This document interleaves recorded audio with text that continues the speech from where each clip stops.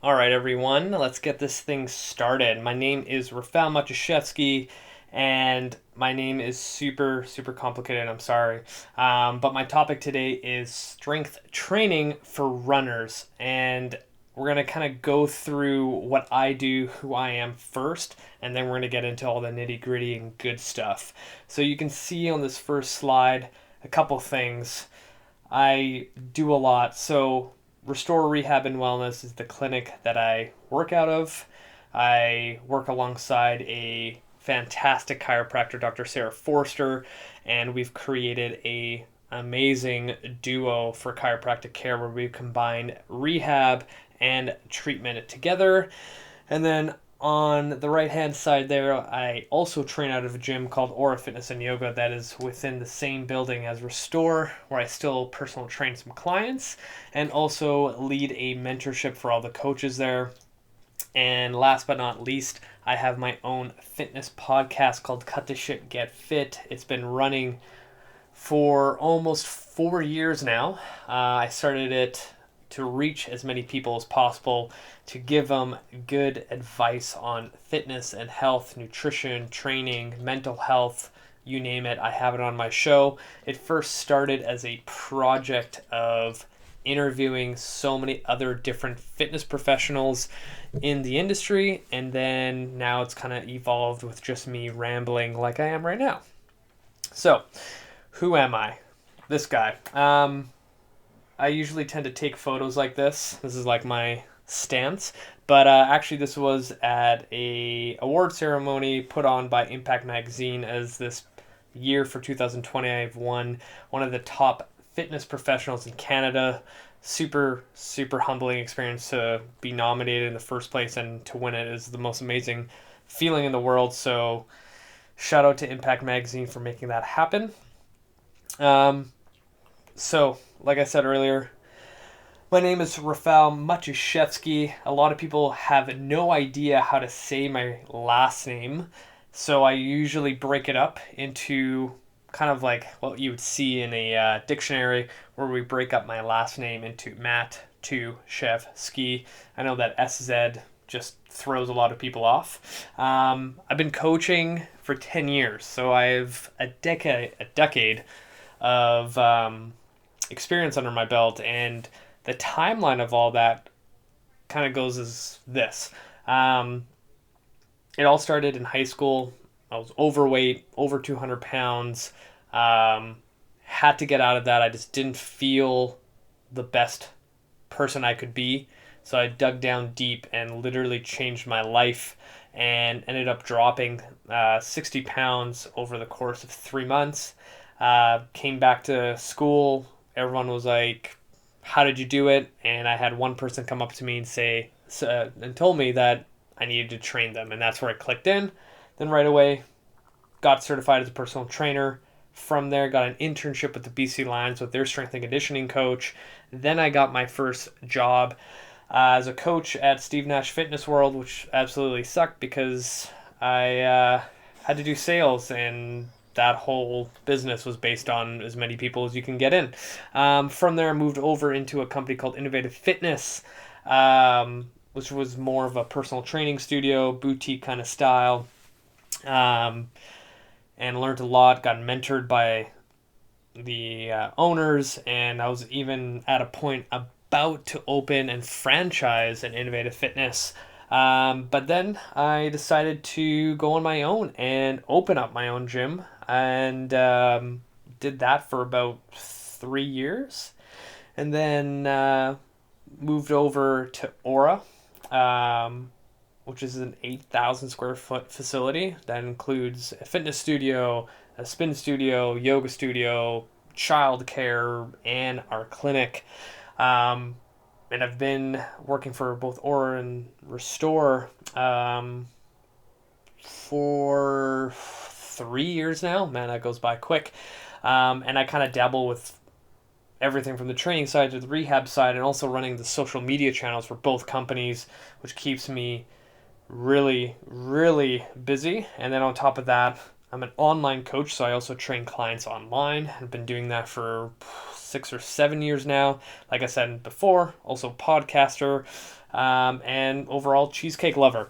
All right, now let's kind of get into the more training stuff because I can talk about myself forever. My whole philosophy on training, there is a lot of phrases I've stolen from other fitness professionals that I believe in wholeheartedly. And the first one is rehab equals training, training equals rehab, which was said by Dr. Charlie Weingroff.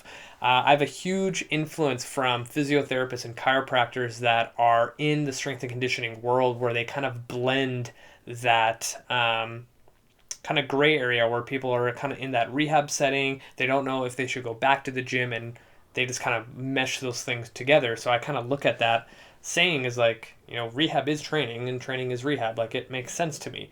Rehab is not doing banded exercises for your shoulder. It's literally training, but smart.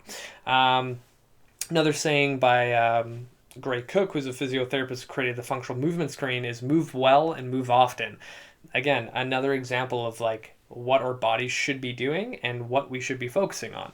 And then I personally believe in this: lift heavy shit. Like, there's something to be said that when you can lift a barbell off the ground that is twice your body weight, triple your body weight, and you can do that with great form, you're a pretty resilient human being. And I believe that, because I've been doing this for 10 years, is making people move really well and then challenging that movement with weight. And I have multiple clients that have been with me for years, and not once have they injured themselves where they had a flared low back because they tried to pick up their kid or grab 13 grocery bags all at the same time. Like, I feel that the way I train and coach has a good blend and a good kind of outcome measure when it comes to being pain-free in our everyday life. And lastly, like, move daily. Like, our bodies are designed for movement. The moment we stop moving, bad things tend to happen, aka, tight hips, tight whatever, tight this, tight that. And we're going to explore all these kind of philosophies of training that comes into my mind and how I look at training as we go through this presentation. All right. So what is strength training? A lot of people will look at things like bodybuilding. And by the way, I have a lot of these like memes and GIFs and things like that throughout the presentation. So feel free to laugh along as I show you my lame jokes. Some people think it's this, is it CrossFit? Is it high intensity training? Is it lifting weight over my head constantly? Is it, functional training like this, where you balance on stuff and hopefully you don't fall over? Like, what is, the definition of strength training? And like, when I was putting this presentation together, I didn't like, okay, I'm going to Google like what it is. Like, I started really thinking about it.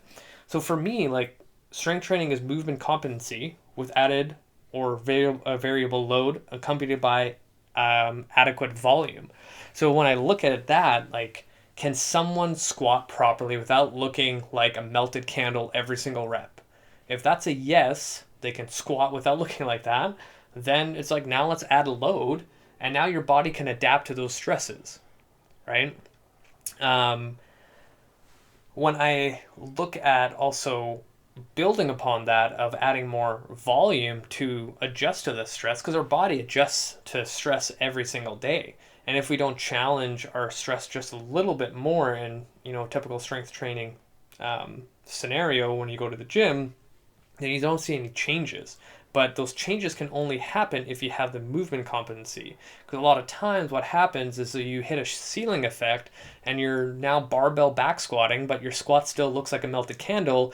And in order for you to progress, you can't do any more reps or any more weight because your form is the thing that's keeping you back, right? And that's how I kind of look at strength training. And, I think a lot of times people go into these presentations asking, like, not asking, but almost expecting to like see the research of the benefits of exercise. But I think all of us know, for the most part of the presenters in this whole summit and all the people interested, like, we all know exercise is good for us.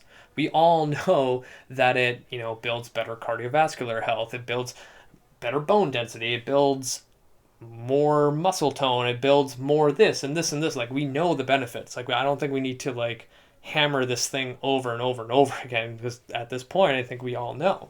um, so now that we kind of have this idea of what strength training is and that exercise is good for you, where does this fall along runners? And I get this question all the time. What sport specific exercise should I do? I think almost every single person has asked that question. Like, I'm a runner, I'm a sprinter, I do long distance, I play football, hockey, whatever. What sport specific exercises should I do? And it's a valid question, but when you start looking at it, I kind of fall into this whole, there's not really anything that is sport specific, because all exercise gives you benefit. You know what I mean? Like, yeah, if I'm a hockey player, maybe I should do exercises that look like a stride of, a hockey player doing ice skating. Sure, you can go down that route, but if you have a, say, amateur hockey player that is playing or practicing every single day of the week, I'm pretty sure all their muscles in their groin and adductor region is probably pretty banged up and overused in practice. So why would you want to go into the gym and do that more? Why not work on the muscles that are not being used or being super tight or being, aggravated? Like, that makes more sense. That makes it more sport specific, in my opinion, right? Like, I kind of fall along the lines of my training philosophy of what I said earlier and what kind of makes sense to me. And if I explain this to a everyday Joe and I say something like that, they go, oh yeah, that does make sense. I don't have to do more movements that replicate a running stride or whatever it is. So what's sport specific training then? That's kind of like the next question. So for me, when I look at this, because I love getting questions from clients or people that are interested in strength training, and it's like I almost like go on this journey with them together. Like, I'm like, let's figure this out together. And I'm going to show you in my slides like how we kind of come to that point. So for me, the first thing I do is I look at the demand of the sport. So this next little picture here is a bunch of runners, and you can tell that these are pretty high-end athletes. They all utilize proper stride mechanics. Like, I'm not even a expert in running strides, but when I look at this photo, and I think the most people that are watching this, they can look at this photo of these runners and go like, yeah, that's some good form. And here's the other thing. By the way, this is a tangent. I do this all the time, but I feel like it's a good thing. When you go into a gym and say you're people watching, I love doing this in big public gyms, and you see someone in the corner doing an exercise that you can't quite pinpoint what it is exactly, but your face is like all confused and you still can't figure out what it is, and you can't say like, oh, that's probably wrong, because you're not sure, but you have that gut feeling like, yeah, that looks like it's going to hurt that person tomorrow, right? We have this intuitive nature when it comes to body mechanics and movement. So then when we see another person doing something that doesn't seem right, you kind of know that it's not right.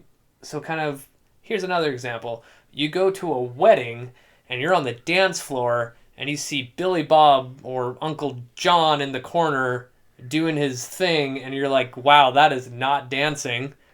That is something else that I can't describe. That's kind of like what I'm kind of coming back with this photo. Like, when you look at that, you're like, yep, that's a runner. Like, that's what a runner looks like. But then when you look at something like this, you right away know that is not what a runner is supposed to look like.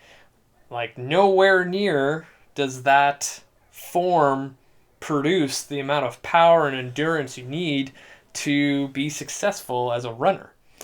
So now you kind of go back to that first picture and you ask yourself, okay, well, like, what do I need for an adequate like running stride? Like, if you had to like put yourself in your running shoes and you're about to go for a sprint or for a long run, like, what do I need in order to perform the stride properly? So I kind of look at a couple things. I look at, does the person have enough mobility that's involved in running? Do they have enough strength? Do they have enough power to produce while running? Do they have enough stability? Do they have enough endurance? So when I look at that, I started thinking, okay, well, what sport specific, and air quotes again, exercise for runners would look like, right? Then that goes into a whole nother, I guess I'm going to go into another tangent, but I'm a huge follower of Mike Boyle when it comes to training athletes, right? If you really think about every single sport that is done on the face of the earth, it is done on one leg. The only thing I can think of that is not done on one leg is probably darts, if you call that a sport. But if you look at things like, again, running, which is our topic today, hockey, basketball, football, every sport is always on one leg, transferring over to the other. And one time I've done a presentation like this before about single leg training, and someone like told me like, hey, what about golf? You're on 2 feet. Yes, you are on 2 feet, but you have a weight transfer from one side to the next leg as you rotate and pivot on that back foot. So you do technically are on 2 feet, but the weight transfer counts as one-legged power. So when it comes to single leg training, it makes sense, right? Like, runners don't have both feet on the ground and then they start. They usually have one foot in front of the other in their start stance, and then they go and push off to have their first stride. And that continuous stride back and forth, left foot, right foot, is the entire run, the entire sport. So it almost makes more sense to utilize one-legged exercises to become really efficient at it, so then when you do run, it becomes even easier and you can produce more strength and more power and whatever it is that you want to do if you're a short distance runner or a long distance runner. So what sport specific exercise am I kind of leaning towards then? And I started thinking, and this is kind of like been a joke this past year with the chiropractor I work, is the single leg deadlift. Like, when you really think about it, this exercise is like the holy grail of single leg exercises. Almost every single person that we've seen in the clinic, we always go back to this joke, like, if this person got really efficient at single leg deadlifting, all their issues would be gone. So when you start breaking down the single leg deadlift, you're looking at foot stability, ankle stability, knee stability, hip stability, low back stability, hamstring strength, adductor strength, glute strength, grip strength, shoulder stability, all in one exercise. And when you think about it, like, if I can get someone balancing in the first place on one leg with movement, that's a huge win. And then imagine loading it with a contralateral load, meaning the weight is on the opposite side of the working leg. So in the photo here, you see this woman doing a contralateral deadlift. So now that weight is pulling you off balance on purpose, and now all those things that I just said earlier have to work twice as hard. Now imagine if I got a runner that has never strength trained before. I got them really efficient at this exercise to a point where they're holding like a 55-pound dumbbell on that other hand. I would assume, and I would almost bet, that that person's running would improve.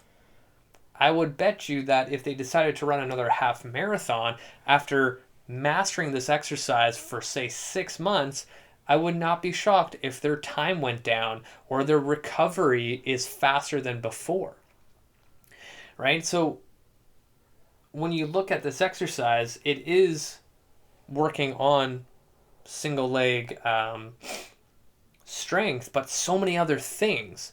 And this is where I kind of look at the body as like one kind of unit and not just parts, because a lot of times people will go to the gym and go like, oh, it's my leg day, I'm just going to do calves and hamstrings. But really, all those two muscles, those calves and hamstrings, are connected to so many other things that influence each other. It's kind of like a domino effect. In order for you to take a step forward, so many things have to happen in your body. So when I choose an exercise like the single leg deadlift, your body almost works together as one symphony, right? And it's like a beautiful thing to see someone hammer out single leg deadlifts like nobody's business, right? But most of the time when I put people into that single leg deadlift for the first time, they're all over the place. They have no idea how to control their body, and they kind of look like Bambi on ice. So when you get really, really, really efficient at the single leg deadlift and other single leg exercises, imagine not stumbling while trying to hold your balance on one leg and getting really efficient at that. And then now you're going back to the track or on the road to run your long run, and you have that in your back pocket. Like, you're going to be laughing at how fast you can run or how fast you can recover. So now, going into some more sport-specific exercises. So I'm a huge fan of half kneeling exercises. And the reason being is that with a half kneeling position where you have one knee down and one leg up in front, and I'll play a video in a second, but it helps promote better hip and core stability, better positioning of the pelvic floor and diaphragm, better glute activation, reduces the tone in your hip flexors and your lumbar region, and better control for transfer of power from your hips to your upper extremities. And that works really, really well for runners, especially because when you think of a running stride, when your left leg goes forward, your right arm counterbalances that. So the amount of pressure that your left leg's pushing into the ground, your right arm like the left leg will transfer through the hip all the way across your shoulder into your opposite hand into that diagonal pattern, right? That's why when you see sprinters running the 100-meter dash, they're pumping their arms like crazy because the amount of force they're generating from their opposite foot is massive. So they have to transfer that energy somehow. So with all that being said, an exercise like this where I have, in this case, my right knee down and that left foot in front, because I have you can use the cable machine in this one, but I'm using a band.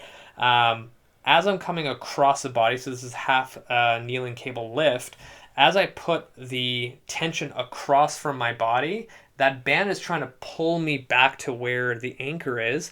And now my right hip that's working in that exercise has to work really, really, really hard to stabilize myself from falling over. And then a simple trick, like this looks super simple, but that front foot, if I take it closer to my midline, it challenges my hip even more, right? I'm making my base of support a lot smaller. And exercises like this is a staple in all my clients' programs, and I feel like this is kind of like the missing link for a lot of people. And here's another example, like all those things that I said about the single leg deadlift, sometimes when I train people, a body weight single leg deadlift is way too advanced for them and they can't get the benefit because they're wobbling all over. I put them in a half kneel stance and practice movements like this, and I'm indirectly working all those things I mentioned before as a regression.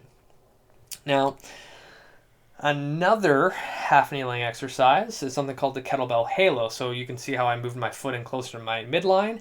And now, being in that tall half kneel position, as I'm moving the kettlebell around back and forth, it's forcing my center of mass to move back and forth. And I have to fight really hard to keep my position. So I am squeezing my glute. And as I switch over, you'll see that back foot the toe is digging down into the ground to get more glute activation to help me stabilize.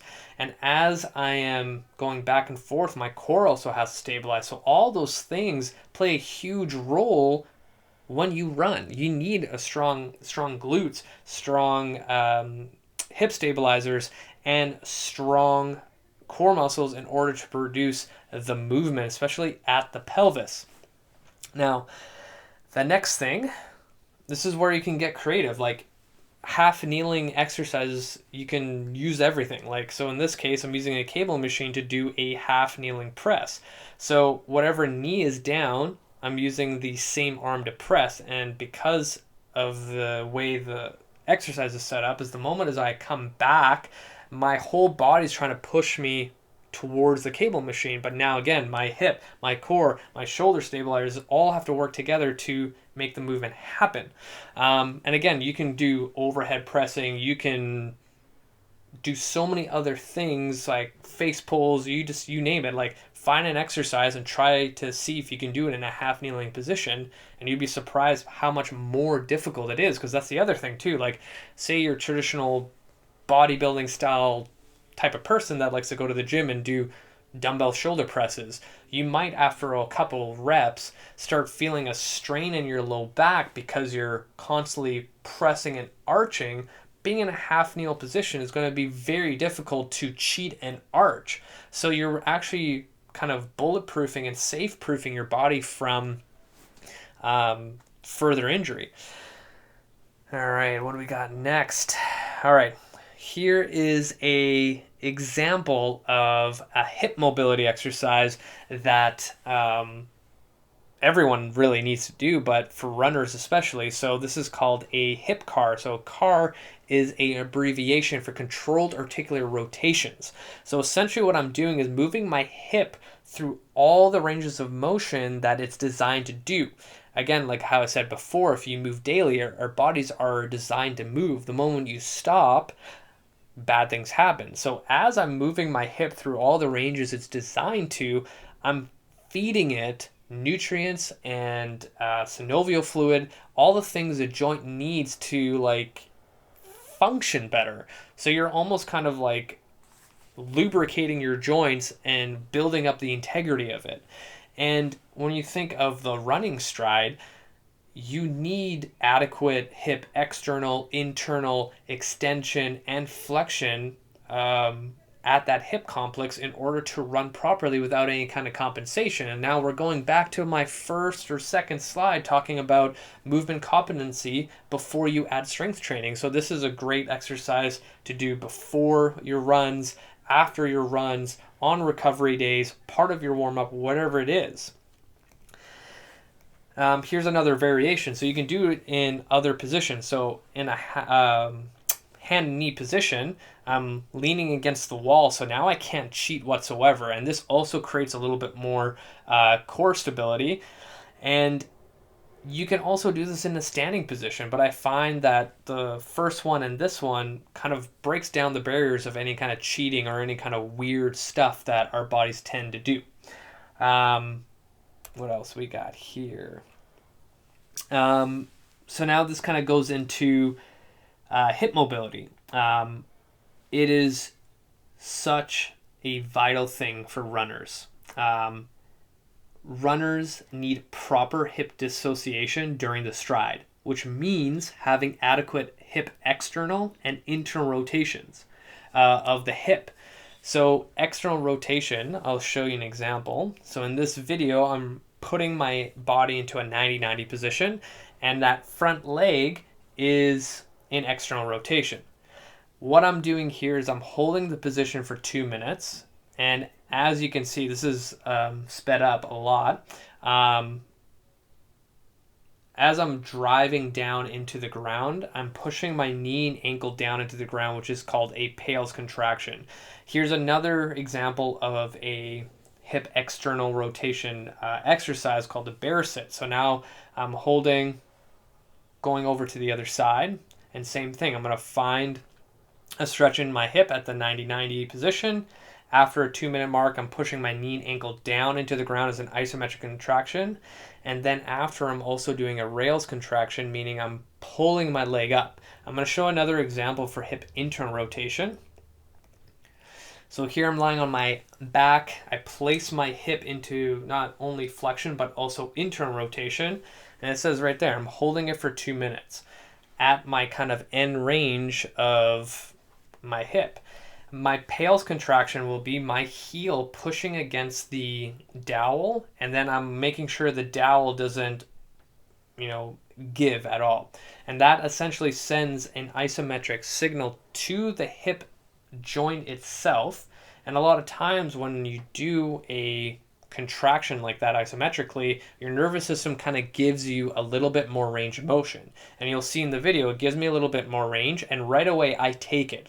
Because the moment you keep asking your nervous system for more range of motion, eventually it's going to listen and then give it to you. Because essentially when you go stretch your hamstrings and you feel that initial feeling of tightness, that's your nervous system saying like, whoa, pump the brakes, like you can't go beyond that point. But there's ways to trick it. So you see at the end of the video that I ended up gaining a lot more range. So after that pales contraction, which is an abbreviation for progressive angular isometric loading, which is a whole nother presentation, I take my new acquired range and then I do something called rails, which is the opposite, which is a regressive angular isometric loading. So then from there, with my new range, I'm essentially just trying to get a little bit more. So I'm pushing, I'm actually trying to lift my foot off the dowel to, again, attack the hip joint at the regressive side of the angle. Again, whole nother presentation on flexibility training and things like that, but these are little snippets, and a lot of this information is posted on all my social media, which we'll get to at the very end. But a lot of fascinating stuff when it comes to building resilient bodies through something called the FRC and kin stretch, which we'll cover on something else. All right. Now, with all that being said, how does a runner strength program actually look like? And almost every question I get about anything related about training is it always starts with, it depends. Now, depending on your weekly volume of running plays a huge part on how your program looks.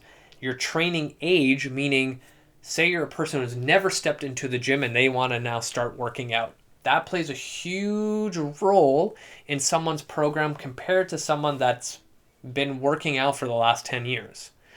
That essentially tells me whether or not they can take a lot of volume, which if you're a long distance runner is huge. And if you are experienced enough and more body aware of how your body moves. So exercise selection comes into the play. And with that being said, kind of it determines how your kind of program will look like. So here's kind of an example. So say you are a long distance runner, you're doing 3 runs a week, 1 long, 1 tempo, 1 hill. When I look at someone like that, I will usually give them 2 to 3 days a week of a strength program. Now, that being said, it all depends on your training volume. So say you are an ultra marathon runner and you're running like 60 kilometers a week. I would even consider maybe dropping you down to 1 time a week for strength training, just because of the amount of volume and sheer, energy expenditure. Because now you got to think about how much energy you're expending per week, that maybe you going to the gym to hit heavy weights is actually going to make you worse, right? You have to kind of find that happy medium where you're not trashing your body too much. So how would a runner's workout look like? I put together a little example here. So this would be like a sample workout, a workout A. So set number 1, we're kind of going with the stuff that we chatted about earlier. So that first set, we have a half kneeling anti-rotation press, which was really similar to that chop, but all we're doing is taking that cable or band, pressing in front of us and coming back in that half kneeling position.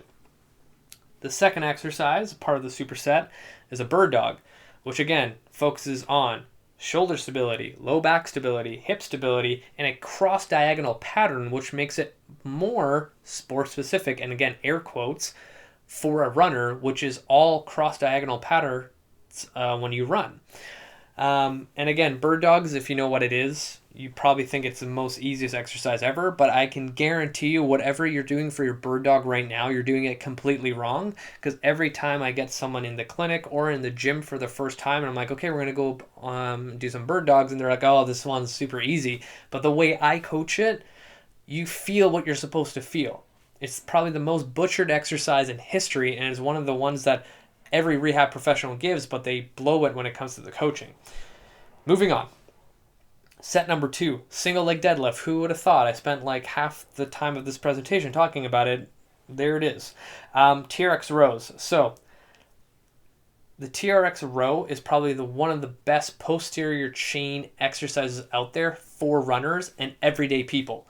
So if you look at the average person, you wake up, you sit in a car for 45 minutes, drive to work, and then you go into your desk and you sit there for 8 to 10 hours, and then you go back in your car and drive home for another hour sitting. Then you come home and you sit down to eat dinner, and then you finish off the night sitting, watching Netflix, and maybe go for a run.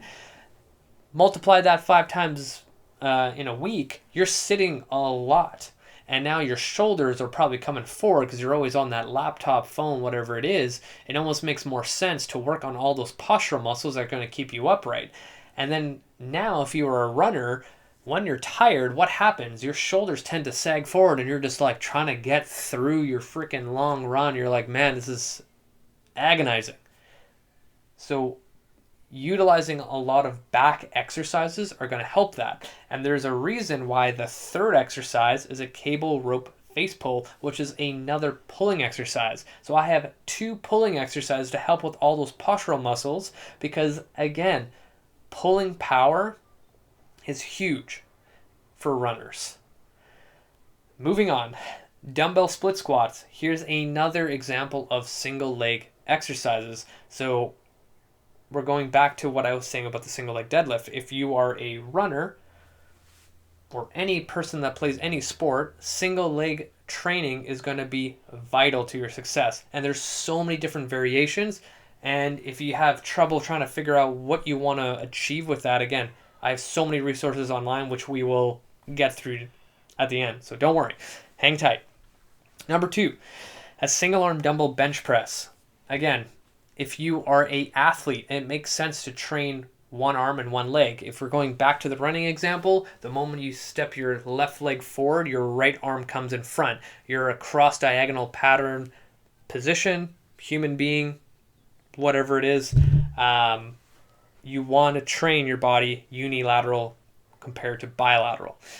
And then same thing, we're doing a single arm cable row. We're going back to that cross diagonal pattern again. And most of the time when I get people doing this exercise, I have their left leg in front, right leg back, and then right hand in front to do the rowing exercise.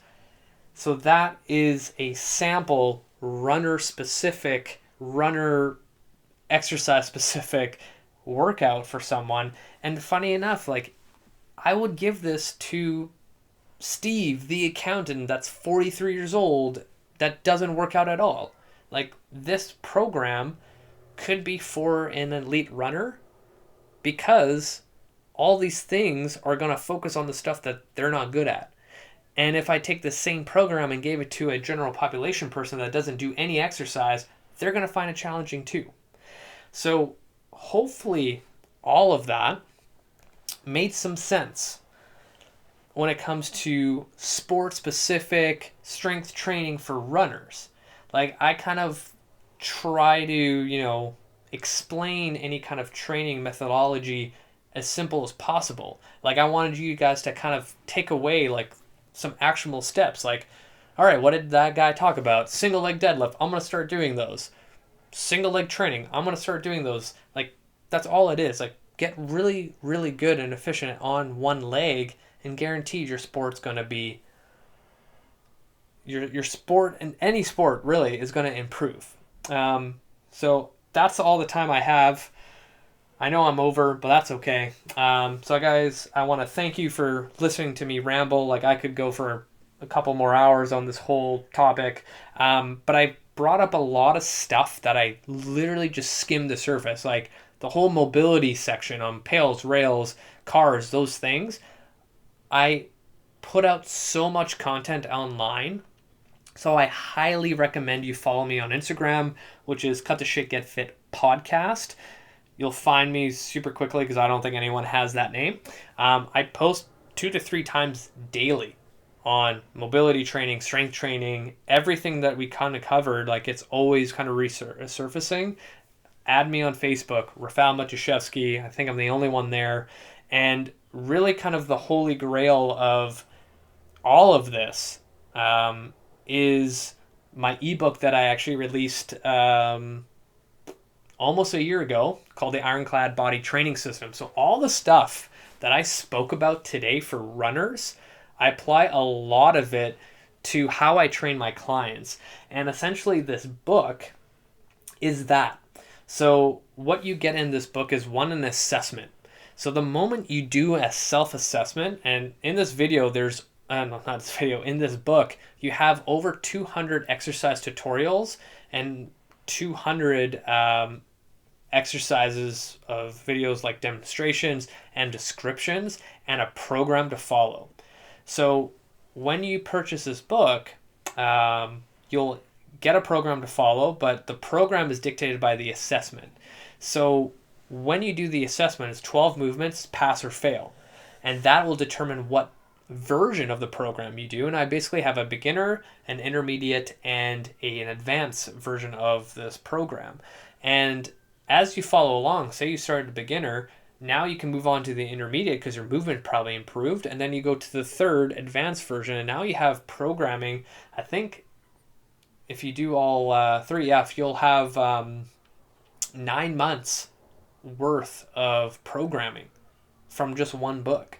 And the cool thing, like when I release this is not being sold only here in Canada, but in the States, in the UK, in Germany, Singapore, Australia, and there's another country that I always forget. It'll come back to me, but I highly, highly, highly recommend you guys check this out. So if you go to ironcladbody.com, it'll give you all the information about the book, what it does, what you get. And for today, I actually, for all you guys who registered, I slashed my price of my book by 50%. So 100% go check out ironcladbodytrainingsystem.com. If you have any questions, feel free to reach out on my social media. I'm always happy to spend time to educate as many people as possible. I want to thank you again for taking the time to listen to me ramble. You guys are amazing. Thank you, thank you, thank you. Until next time, you guys.